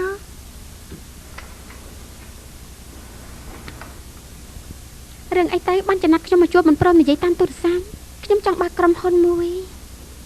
ពិតមែនណាក្រុមហ៊ុន ហ៊ុនមានឈ្មោះហៅថារោងចក្រសុបិន រូបភាពជីវចរ ទេគឺចង់ធ្វើឲ្យគេសុបិនទៅជារឿងពិនរួចហើយយើងប្រើវីឌីថតទុកទាំងអស់ ប្រសើរណាស់តើខ្ញុំអាចជួយនាងអ្វីខ្លះ ស្ទីឌីយោពន្លឺនិងឧបករណ៍សុទ្ធតែជាអ្វីដែលខ្ញុំត្រូវការប៉ុន្តែខ្ញុំគិតថាប្រមុនបង់ប្រាក់ជាក្រោយក្រុមហ៊ុនយើងគឺជាក្រុមហ៊ុនតូចតាចដើមទុនមានកំណត់ គ្មានបញ្ហាទេបើតែការចំណាយប្រាក់ខ្ញុំឲ្យនាងខ្ចីខ្លះ ជាយ៉ាងឲ្យខ្ញុំ200000ហេតុនេះហើយពេលនេះប្រាក់គ្រប់គ្រាន់ហើយ គាត់ថាប្រាក់គាត់ចូលទុនជាមួយខ្ញុំថ្ងៃក្រោយពេលដែលដំណើរការហើយខ្ញុំនឹងសងប្រាក់ទៅគាត់វិញ សយ៉ាងមានប្រាក់ឲ្យទៅនាងចំណាយទុនតែនៅពេលមុខបែរជាស៊ីឈ្នួលដើរតួជាអ្នកក្រគាត់ធ្វើស្អីនឹង គាត់ធ្វើការនៅទីនេះ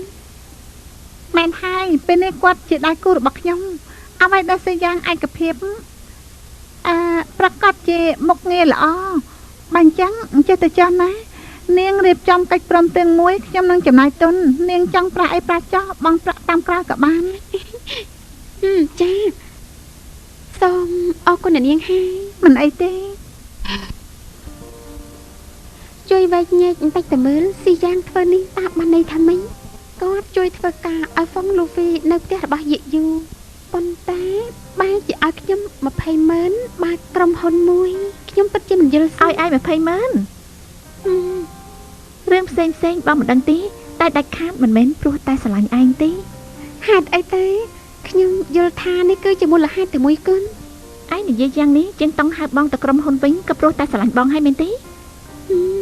ប្រហែលជាអញ្ចឹងហើយ ឯងស្មាននេះខុសហើយពិតជាខុសពិតមែន អញ្ចឹងគឺព្រោះតែហេតុអីទេ មកពីបងមានតម្លៃនឹងនេះ អញ្ចឹងស៊ីយ៉ាងចំណាយទុនឲ្យខ្ញុំគឺព្រោះតែហេតុអី ឯងគិតទៅមើលស៊ីយ៉ាងអាចខ្លាចខ្លួនជាអ្នកមានបានចំណែកឯងវិញជាអ្នកក្រនោះបានន័យថាកំណត់អ្នកទាំងពីរខុសគ្នាគឺមិនអាចនៅក្នុងឋានៈតែមួយបានអ្នកមានប្រាំងគឺតែងតែអញ្ចឹង20000សម្រាប់នាងប្រហែលជាច្រើនខ្លាំងណាស់តែសម្រាប់ស៊ីយ៉ាងមិនស្មើនឹងនាឡិកាមួយសត្វចិញ្ចឹមគេផងកុំគិតច្រើនទៀតណាបានហើយឆាប់ញ៉ាំបាយទៅញ៉ាំទៅបងប្រញាប់ទៅធ្វើការ រឿងអីត្រូវការឲ្យខ្ញុំជួយ ខ្ញុំមានអានក្បាលមួយ5នាងយកចិត្តទុកដាក់ស្ដាប់ទើបនាងអាចជួយខ្ញុំបាន ស្ដាប់ទៅដូចជាធ្ងន់ធ្ងរណាស់ ធ្ងន់ខមែនរឿងនេះមានតាក់ទងដល់សង្សារដែលខ្ញុំបាត់ខ្លួនទៅ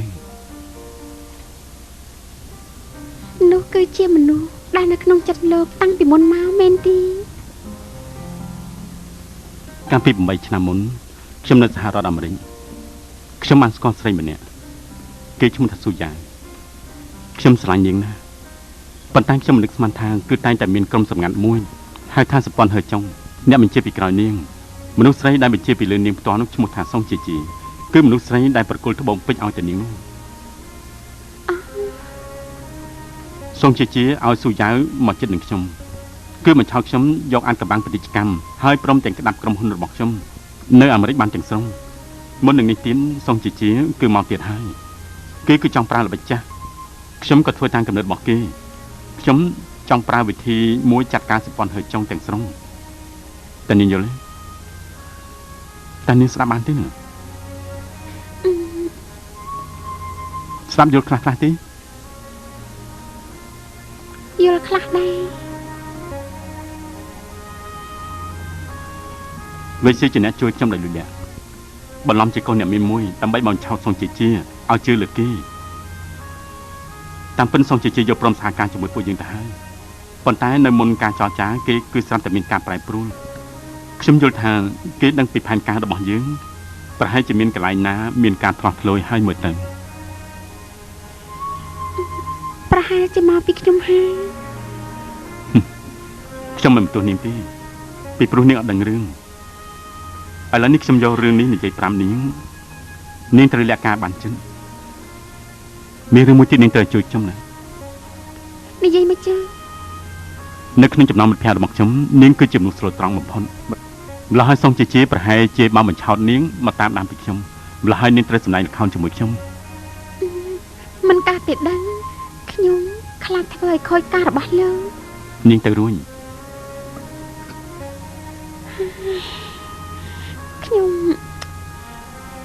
ខ្ញុំគិតអីមិនឃើញទេ ទេខ្ញុំតែវិញក៏ได้បានច្បាស់សិនអញ្ចឹងតែចាខ្ញុំនឹងតាក់ទងលោកតាមទូរស័ព្ទ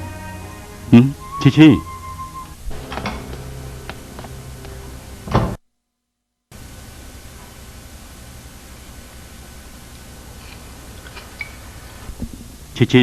ញ៉ាំហូបទៅម្ហូបថ្ងៃនេះឆ្ងាញ់ណាស់ញ៉ាំទៅ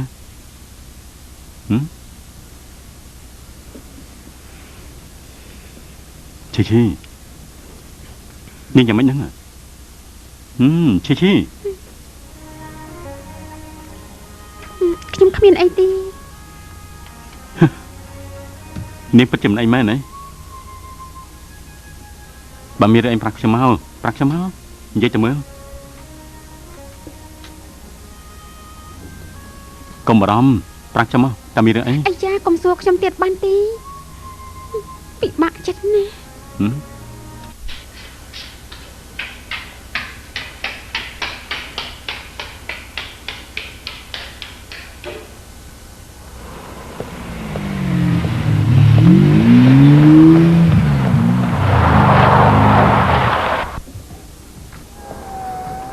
ឡើងឡានមក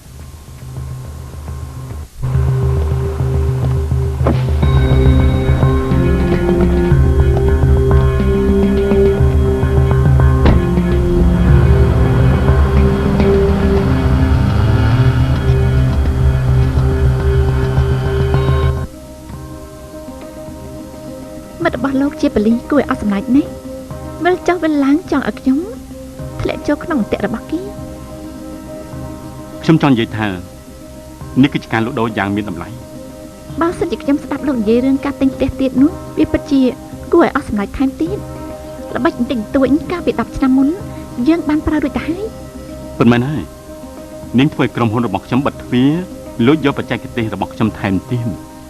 លោកជាអ្នកប្រាជ័យខ្ញុំជាអ្នកទទួលជោគជ័យនិយាយពីសាច់រឿងវិញរឿងនេះលោកនឹងដោះស្រាយយ៉ាងណាគួរតែផ្ដល់អ្វីឲ្យខ្ញុំខ្លះចង់ប្រឆាំងនឹងសម្ព័ន្ធរបស់យើងមិនមែនជាការងារនោះទេណាកុំយល់ច្រឡំអីសោះ ខ្ញុំក្រៅពីជីវិតខ្ញុំពួកគេត្រូវការអីខ្លះ សៀវភៅកត់ត្រាឯកសារដែលកត់ត្រាពីរឿងសម្ព័ន្ធរបស់យើងឲ្យមកខ្ញុំមកខ្ញុំប្រាប់លោកថាខ្ញុំជាអ្នកណា ឯកសារនោះសំខាន់ជាងជីវិតរបស់ខ្ញុំទៅទៀតណាខ្ញុំប្រគល់ជីវិតឲ្យតែនាងល្អជាង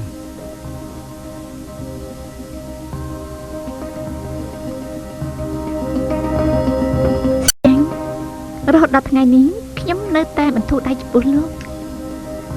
ខ្ញុំដឹងដែរនោះគឺមកពីខ្ញុំមានឯកសារនៅក្នុងដៃពីព្រោះថានាងដឹងច្បាស់ណាស់បើសិនជាខ្ញុំបានខ្លួនទៅនៅក្នុងលោកនេះរយៈពេល3ថ្ងៃអាចកំបាំងនៅក្នុងដៃនោះគឺនឹងបែកការភ្លាមតាមមែនទេ លោកក៏គួរតែដឹងដែរចង់ចាត់ការជាមួយលោកខ្ញុំមានវិធីផ្សេងទៀតខ្ញុំមិនអាចធ្វើអីលោកបានប៉ុន្តែចំពោះនាងវិញប្រហែលជាបានយើងយកនាងមកដូចជាឯកសារប្រហែលជាគ្រប់គ្រាន់ពេកហើយ រួចថតបានល្អប៉ុន្តែនាងជាអ្នកណានាងគ្មានតកតងអីជាមួយនឹងខ្ញុំនោះទេចង់យកនាងមកដូរឯកសារតើមានតម្លៃអី ពិតមែននេះប៉ុន្តែខ្ញុំឮថាលោកទៅផ្ទះនាងតាមរកប៉ាម៉ាក់របស់នាងជួយរកការងារឲ្យនាងរកផ្ទះឲ្យនាងនៅហើយចេញប្រាក់ឲ្យនាងបើក្រុមហ៊ុនទី នាងស្គាល់ខ្ញុំប្រហែលឆ្នាំហើយអ្វីក៏អត់យល់អំពីចិត្តខ្ញុំបន្តិចសោះអញ្ចឹងខ្ញុំជួយមនុស្សគឺមិនជាច្រើនប្រហែលទេប៉ុន្តែមានរឿងមួយគឺថាងាយស្រួលអាណិតដល់អ្នកដទៃខ្ញុំឃើញថានាងគួរអាណិតក៏ជួយយកចិត្តទុកដាក់ចំពោះនាងបន្តិចទៅថែរក្សានាងនោះគឺប្រៀបដូចជារើសបានឆ្កែតាមចាំថ្នល់ក៏គ្មានអ្វីខុសគ្នាដែរគឺធ្វើយ៉ាងនេះស្ងប់នៅក្នុងចិត្តផង តាមពិតជាការលេងសើចឯង ខ្ញុំមិនដឹងថាកូនចៅរបស់នាងតាមដានខ្ញុំរបៀបណាតើពួកគេមាន5នាងដែរទេខ្ញុំនិងនាងហ្វុងគឺមានអីតាក់ទងនឹងគ្នាខ្ញុំមានរឿងអីដែលដកដៃពីកូនស្រីរបស់ហ្វុងជីវិននោះទៅតាមស្រឡាញ់ឈីខ្ញុំឡប់សតិទៅដឹងហ៎ លោកនិយាយយ៉ាងនេះបានន័យថានាង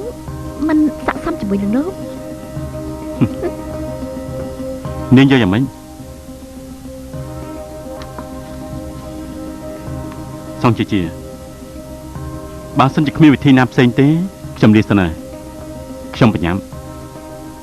បើលោកអះអាងយ៉ាងនេះទៅហើយខ្ញុំក៏មិនដឹងថានិយាយយ៉ាងម៉េចខ្លះដែរប៉ុន្តែមានមនុស្សម្នាក់លោកគួរតែជួប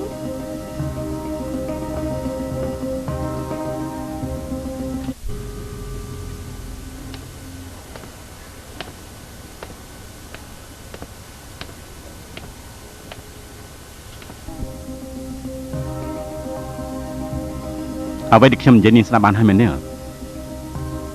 ខ្ញុំក៏គ្មានអ្វីដែលគួរនិយាយទៀតដែរខ្ញុំអាចទៅបានហើយណា សុំជេង អាចកំបាំងរបស់លោកពិតជាសំខាន់មែននេះ នាងនឹងថាខ្ញុំជាមនុស្សយ៉ាងណាគ្មាននរណាអាចគំរាមខ្ញុំបានទេ ចំណែកខ្ញុំវិញលោកពិតជាចាត់ទុកខ្ញុំជាសត្វសមក់គួរឲ្យអាណិតដែលតើនៅតាមផ្លូវមែនទេឬមួយក៏លោកគ្មានមនោសញ្ចេតនាចំពោះខ្ញុំសោះ មានតែមិនសំខាន់ទេ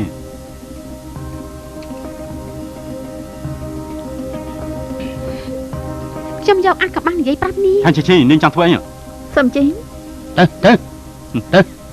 ប្រាំនាងចង់ណានាងនិយាយតាមចិនកាន់តែមានសុវត្ថិភាព អង្គុយទៅហើយនិយាយតទៀត ស៊ីយ៉ាងគេមានអាម៉ាត់មួយគេដឹងរឿងច្រើនណាស់វៃសៀវគឺជាអាម៉ាត់របស់គេគឺជាមនុស្សដឹងរឿងច្រើន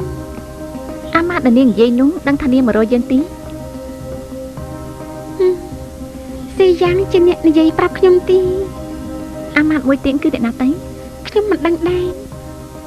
ប៉ុន្តែស៊ីយ៉ាងយករឿងទាំងប៉ុន្មានឲ្យអាម៉ាត់ទៅធ្វើស៊ីយ៉ាងចង់ឲ្យខ្ញុំប្រាប់នាងឲ្យបានដឹងថានេះគឺជាល្បិច ហេតុអីទៅ មិនដឹងដែរ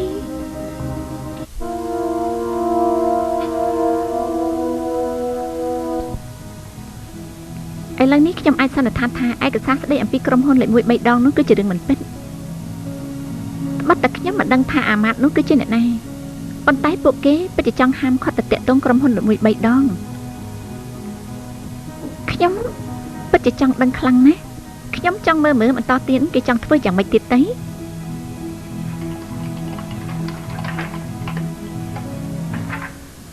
នេះចាស់នីងឯងយល់ថាយើងធ្វើយ៉ាងនេះពិតជាត្រឹមត្រូវហើយ ឈីខ្ញុំសង្វរយើងគ្រាន់តែមើលតាមសិភៅតែប៉ុណ្ណោះទេ អាយ៉ាអូយមិនត្រូវទេទំព័រអ៊ីនធឺណិតគ្រាន់តែស្ដាប់នេះក៏យល់ដែរគ្រាន់តែជាទំព័រមួយនៅក្នុងអ៊ីនធឺណិតបើអញ្ចឹងយើងចាំបាច់តាក់ទងអ៊ីនធឺណិតធ្វើអីហើយបានហើយខ្ញុំឈប់សួរហើយទោះជាអញប្រាប់ខ្ញុំក៏ខ្ញុំមិនយល់ដែរនិយាយឲ្យចំទៅគឺទំព័រនៅក្នុងអ៊ីនធឺណិតមែនទេទិញសៀវភៅនេះប្រហែលជាទិញខុសហើយបើសិនជាដំណើរការយ៉ាងនេះតទៅទៀតនៅរោងចក្រសុបិននឹងคล้ายទៅជាសុបិនមិនខានទេ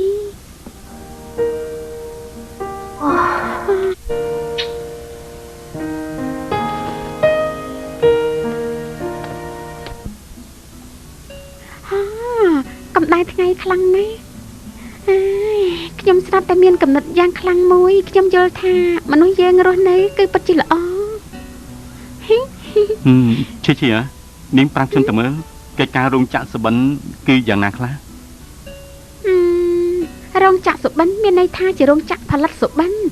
អ្នកណាក៏គេមានសុបិនដែរអញ្ចឹង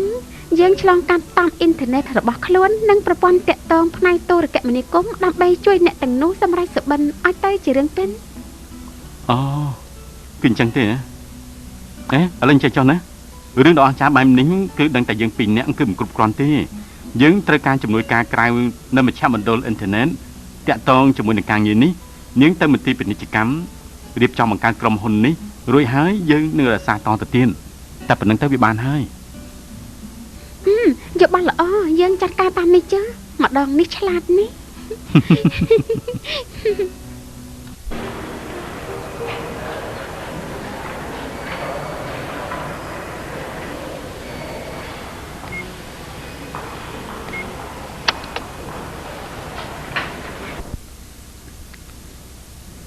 មួយនេះត្រូវបំពេញសារថ្មី អ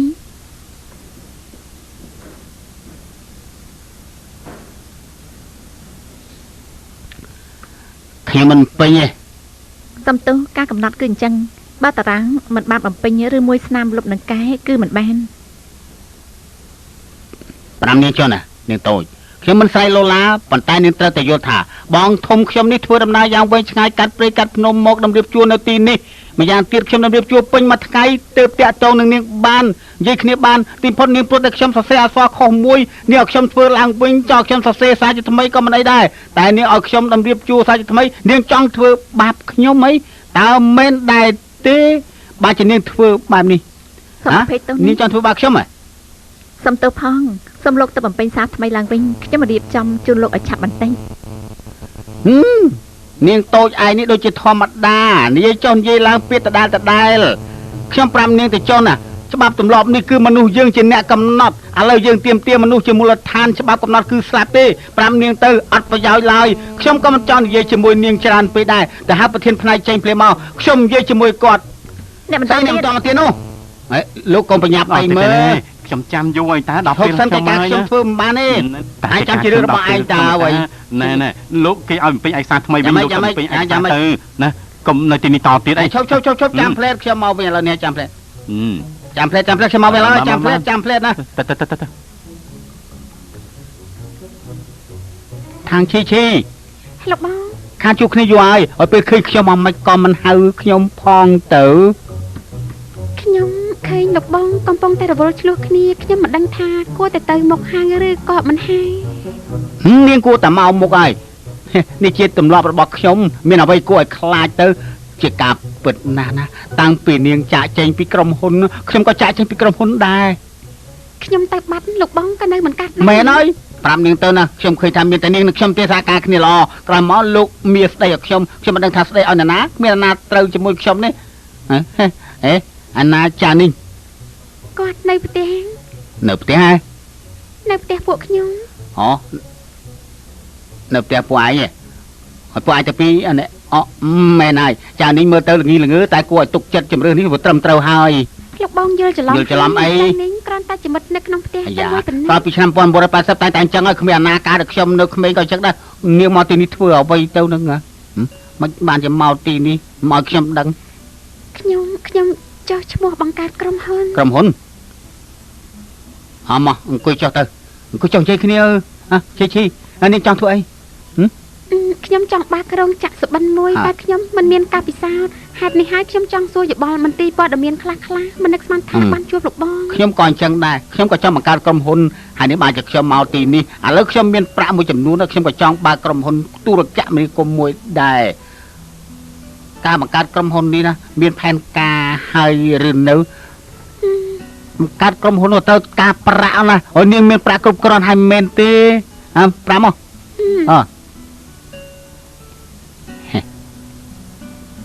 ឈីយើងឃើញថាយើងទាំងពីរត្រូវគ្នាណាហើយពួកយើងគួរតែសហការគ្នាហើយខ្ញុំមានប្រាក់នាងក៏មានប្រាក់អញ្ចឹងយើងបញ្ចូលគ្នាបើកជាក្រុមហ៊ុនមួយខ្ញុំជឿថាក្រោមការដឹកនាំរបស់ខ្ញុំនឹងដឹកនាំពួកឯងទាំងអស់គ្នានឹងបង្កើតនៅពិភពថ្មីមួយតែហ្មង ពិតមែននេះ ខ្ញុំចង់ដឹងរឿងគ្រប់យ៉ាងរបស់ស៊ីយ៉ាងតើលោកអាចប្រាប់ខ្ញុំផងបានទេ ខ្ញុំស្មានថាស៊ីយ៉ាងគ្មានប្រយោជន៍អ្វីដល់ពួកនាងនោះទេ កុំខ្វល់អីតម្លៃរបស់លោកគឺលើសពីស៊ីយ៉ាងឆ្ងាយណាស់ រឿងនេះខ្ញុំមិនបានចាប់អារម្មណ៍ទេខ្ញុំគ្រាន់តែគិតថាបើសិនជាថ្ងៃណាមួយស៊ីយ៉ាងយល់ព្រមសហការជាមួយនឹងអ្នកទាំងអស់គ្នាខ្ញុំប្រកាសជាមានការទិសទាល់ខ្លាំងអ្នកទាំងអស់គ្នានឹងធ្វើយ៉ាងណាចំពោះខ្ញុំ មនុស្សក្នុងសម្ព័ន្ធកុំតែស្មានថ្នាក់ដឹកនាំជំហានបន្តធ្វើអីខ្លះគ្រាន់តែប្រាប់ពីបញ្ហាទៅគឺបានបាត់ទៅហើយ ខ្ញុំមិនយល់ពីសម្ព័ន្ធនេះទេប៉ុន្តែខ្ញុំដឹងមិនថាអ្នកណាក៏ដោយអង្គការណាក៏ដោយតែតែធ្វើអ្វីឆ្លងស្ពានហើយដកក្តារចោលតែប៉ុណ្ណោះ សូមកុំបារម្ភតំណែងរបស់លោកនៅក្នុងក្រុមហ៊ុនវីគឺនៅភាពនឹងនៅ មែនណាខ្ញុំយល់ថាស៊ីយ៉ាងថ្មីនេះហាក់ដូចជាចង់ទៅតាក់ទងហ្វុងស្ទីវិនគេចង់ធ្វើជាកូនប្រសាររបស់ហ្វុងស្ទីវិនហើយសំជាដៃគូរបស់ហ្វុងលូហ្វីទៀតផងគេឯកភាពគ្រប់គ្រងកម្មវិធីសម្រាប់កូនក្រុមបាត់ខ្លួនឧបត្ថម្ភដោយក្រុមហ៊ុនវីខ្ញុំជឿថានោះមកពីហ្វុងស្ទីវិនក៏នៅខាងក្នុងដែរ ហ្វុងស្ទីវិនគឺលោកអាម៉ាត់នេះ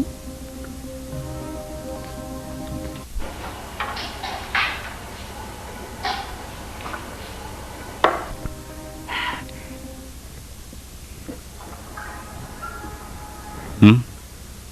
ឈីនាងរកខ្ញុំហ៎ ក្នុងនាមជាអ្នកចូលហ៊ុនជាមួយខ្ញុំមានការចាំបាច់ត្រូវទៅឲ្យលោកដឹងយើងបានជ្រើសរើសអ្នកសហការបានហើយអ្នកទាំងពីរថ្ងៃក្រោយជាមនុស្សដ៏សំខាន់ក្នុងក្រុមហ៊ុនយើងហើយក៏ជាសមាជិកក្នុងក្រុមហ៊ុន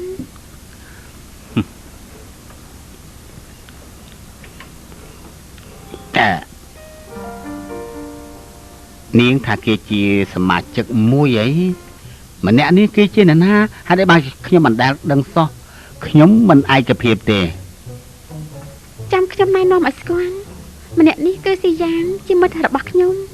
ហើយក៏ជាអ្នកបញ្ចូលទុនក្នុងក្រុមហ៊ុនដែរ លោកគឺស៊ីយ៉ាងឯងខ្ញុំមិនខ្វល់ថាលោកគឺស៊ីយ៉ាងឬមួយចាងយ៉ាងឬមួយឈ្មោះអ្វីក៏ដោយបើលោកចង់ចូលរួមជាមួយនឹងពួកយើងសុំទោសសុំលោកស្ងាត់បន្តិចសិនទៅខ្ញុំមានការចង់ប្រកាសឥឡូវនេះយើងចាប់ផ្ដើមប្រជុំមុននឹងលោកមកដល់ທາງឈីប្រាប់ខ្ញុំពីគំនិតរបស់នាងពិតមែនតែគំនិតរបស់នាងគ្មានអ្វីអាចយកជាការបានប៉ុន្តែក្រោយពីខ្ញុំកែសម្រួលរួចហើយខ្ញុំយល់ថាប្រកាសជាចំណេញប្រាក់ត្រូវហើយប្រកាសជាចំណេញប្រាក់បានជាមិនខាននោះទេតែរឿងសំខាន់បំផុតទៀតនោះគឺបញ្ចូលទុនប្រមាណ5ម៉ោង20000ណានេះប្រហែលជាលទ្ធភាពដែលខ្ញុំអាចទទួលបានហើយ 20ម៉ឺន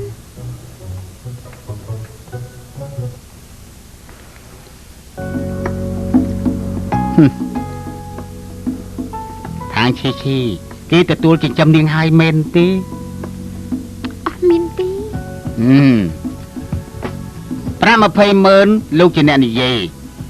200000តាមពិតវាគ្រប់គ្រាន់ហើយសម្រាប់ទុនបង្វិលរបស់ក្រុមហ៊ុនឥឡូវនេះខ្ញុំអាចបែងចែកការងារចាប់ផ្ដើមធ្វើការលោកគួរតែដឹងហើយនៅក្នុងលោកនេះពេលវេលាមានតម្លៃណាស់ថាធ្វើគឺធ្វើភ្លាមបង្កើតក្រុមហ៊ុនគឺពឹងទៅលើស្មារតីនេះខ្ញុំមិនដឹងថាលោកឯកភាពឬអត់ទេមែនទេចានីង ពិតមែនហើយលបង លបងទៅរួចទេណា ខ្ញុំសួរថាឯងត្រឹមត្រូវទេឯងថាត្រឹមត្រូវហើយបើជាសួរខ្ញុំទៅវិញអីយើងសួរឯងទៅមើលពេលនេះមានកម្រោងល្អព្រមទាំងមានទុនគ្រប់គ្រាន់នោះបានន័យថាឱកាសល្អវាមកដល់ហើយយើងប្រាប់ឯងចុះនេះបានន័យថានេះហៅថាចំណេញប្រាក់ដឹងទេប្រាក់យើងជឿថាទាំងអស់គ្នាចង់ចំណេញប្រាក់ណាស់ប៉ុន្តែយើងចង់សួរលោក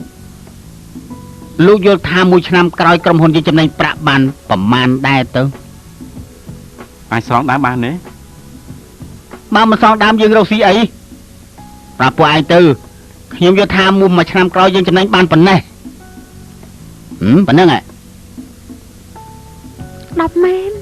10 កោដដុល្លារអាមេរិកព្រះជាម្ចាស់ហើយតែយើងគួរតែចុះកិច្ចព្រមព្រៀងដែរទេនឹងជាវិញតែថ្ងៃក្រោយទំនាស់ទ្រព្យសម្បត្តិក្រុមហ៊ុន ចាំបាច់ចុះហត្ថលេខាលើកិច្ចព្រមព្រៀងធ្វើអីកុំភ្លេចណាជោគជ័យគឺនៅក្នុងដៃខ្លួនឯងទេមិនដែលមាននំធ្លាក់ពីលឺមេឃងាយឡើយណាចៅនេះយល់ល្អឯងទៅក្រុមហ៊ុនសម្រាប់ជួលឧបករណ៍ភ្ជាប់អ៊ីនធឺណិតភ្លាមទៅឬផ្សេងថ្ងៃក្រោយ អញ្ចឹងខ្ញុំធ្វើអី ពួកយើងទៅភ្ជាប់អ៊ីនធឺណិតតែនាងចេះទេណា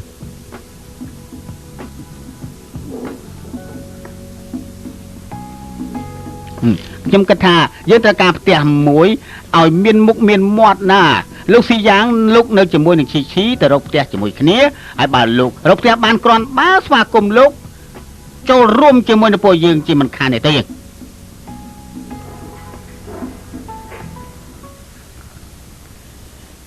លោកយល់ថាលោកបងខ្ញុំយ៉ាងម៉េចដែរ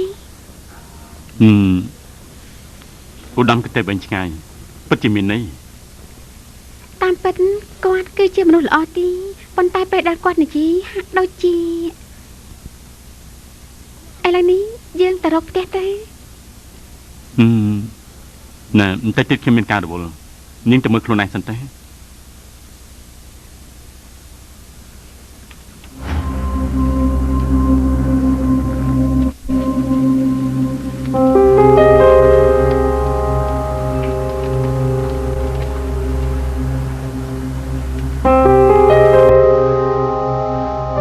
អ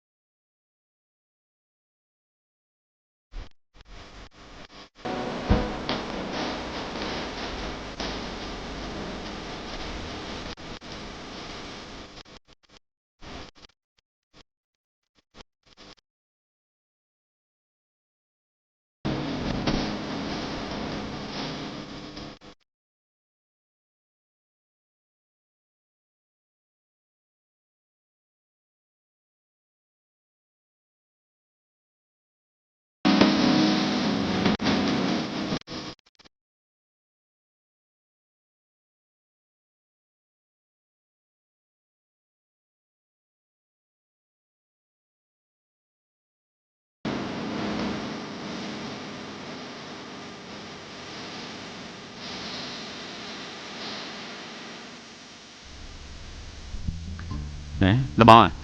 បងពិតកែមែនស្អីក៏ចេះដែរណោះ កុំនិយាយអញ្ចឹងមើលយើងយល់ថាឯងប្រកែកកុហកឯងជាអ្នកប្រាប់យើងថាពីមុនណាឯងធ្លាប់ជាអ្នកជំនាញដែរវាក្រន់តែរូបមន្តដល់ងាយបំផុតយ៉ាងនេះក៏ឯងវាមិនចេះដែរហ្នឹងឲ្យពេលដែលទៅរៀនឯងធ្វើអីខ្លះទៅហើយយើងពិតជាសួយណាស់ស្គាល់កូនចៅដូចជាឯងយ៉ាងអញ្ចឹងឯងដឹងទេយើងនៅទីនេះប្រឹងប្រែងអស់ពីកម្លាំងកាយចិត្តមកជួយពួកឯងហ្នឹងឥឡូវនេះឯងគឺជាអ្នកដឹកនាំឬមួយយើងជាអ្នកដឹកនាំណាគួរខឹងមែនតែហ្មងហើយឯងនៅចាំឲ្យទៀតចៅនេះណែតាំងពីយើងមកយូរហើយមិនទាន់មានឃើញទឹកមួយកែវឲ្យមកទេផ្ទះធំយ៉ាងនេះដូចជាគ្មានកូកាមួយកែវសោះយើងឈប់ធ្វើហើយលបងអង្គុយទៅខ្ញុំទៅយកមកជូនអត់ដឹងអីមែនឯងស្មានថាយើងនេះជាកម្មករស៊ីឈ្នួលអី លោកបងស្ដីឲ្យគាត់ទៀតហើយមកដល់ភ្លាមស្ដាប់លឺភ្លាម ខាងឈីអូមិនបានជាឆាប់មកវិញម្លេះហើយផ្ទះរបស់យើងយ៉ាងម៉េចទៅហើយហាងនៅណា ខ្ញុំមើលប្រហែលកន្លែងហើយគ្មានកន្លែងណាស័ក្តិសមសោះហេតុនេះហើយខ្ញុំក៏មកវិញទេ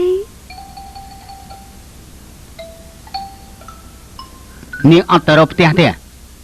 ខ្ញុំទៅរកខ្ញុំពិតជាយកចិត្តទុកដាក់ទៅរកខ្ញុំពិតជាទៅរកមីន ខាងឈីនាងនិយាយកុហកយើងស្គាល់នាងយូរហើយស្មានតែយើងមិនដឹងអីខាងឈីកុំស្មានថានាងមានគេចិញ្ចឹមឲ្យអស់ចាឲ្យសោះហាត់អីកិច្ចការគួរធ្វើបានជាមិនធ្វើ លបងគ្មានអ្នកណាចិញ្ចឹមនាងទេគឺខ្ញុំបាននិយាយឲ្យតើផ្ទះនេះធំណាស់នេះគឺជាសំណាងល្អរបស់ពួកយើងទេ អូយយើងមានសួរឯងទេយើងមិនទាន់ថាឯងទេចៅនេះយើងជួយធ្វើការឲ្យឯងពេញមួយថ្ងៃទៅហើយឯងនៅកាន់ជើងនាងទៀតឯងចង់យ៉ាងម៉េចទៅវិញប្រាប់មក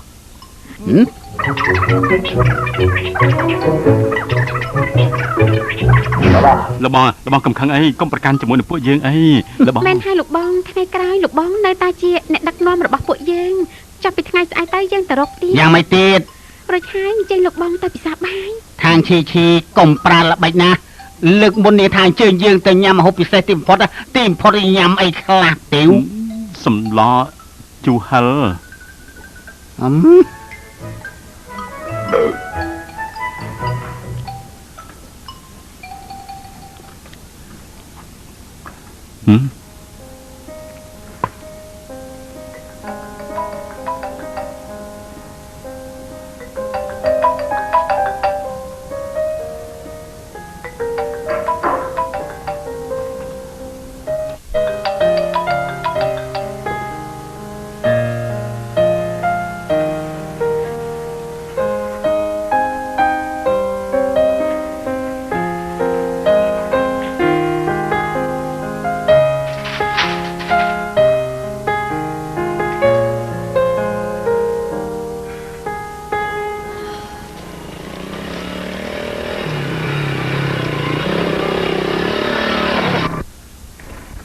ថាឈី អេលោកតាកែវៃសួស្ដី នាងកាន់កសែតតាមផ្លូវធ្វើអី ខ្ញុំចង់ជួលផ្ទះមួយដើម្បីបើកក្រុមហ៊ុន អូបើកក្រុមហ៊ុនចង់ធ្វើជាថកែពេលដែលរកស៊ីមានបានកុំភ្លេចណាប៉ូលីសដែលចិត្តល្អដូចវៃសៀវនេះ ខ្ញុំមិនភ្លេចទេ កុំដើរតាមផ្លូវយ៉ាងនេះទៀតអាណាម៉ូតូខ្ញុំជូនដំណើរនាង ឡើងម៉ូតូអី យ៉ាងម៉េចមិនហ៊ានជិះម៉ូតូទេ អាយឺ